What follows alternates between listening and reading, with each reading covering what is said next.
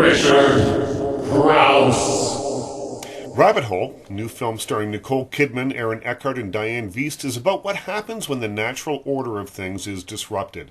Just as summer always follows spring and 2 plus 2 always equals 4, some things are immutable. The sad premise that lies at the base of Rabbit Hole, however, is a natural law that unfortunately isn't as absolute as the others, and it's what happens to parents when they outlive their children.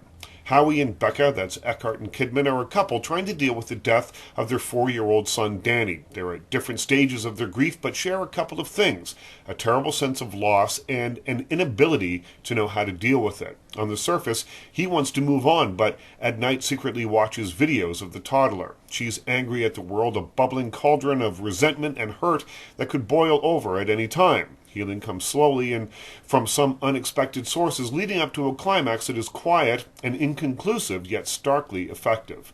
Rabbit Hole is the kind of film that Nicole Kidman needs to make more often to remind us of why we liked her in the first place. After nondescript performances and big-budget stiffs like Bewitched and The Golden Compass, it's a relief to see her sink her teeth into a role of the dedicated mother. She avoids the cliches and melodrama a lesser actor might have brought to the role and delivers a masterfully subtle examination of grief and loss. The iciness that sometimes creeps into her work melts away here as she reveals her vulnerabilities. Kidman leads the cast, but fine performances abound. Eckhart connects and disconnects when appropriate with Kidman, while Wiest hands in a beautifully modulated performance as a woman who has known much sadness in her life but has moved on. Each character in the film is flawed, yet in their own way sympathetic. Up until this point, director John Cameron Mitchell of Hedwig and the Angry Inch and Short Bus fame hasn't been known for his restraint, but with Rabbit Hole he takes a melodramatic premise and reins it in until all that's left is real human emotion. It's highly recommended.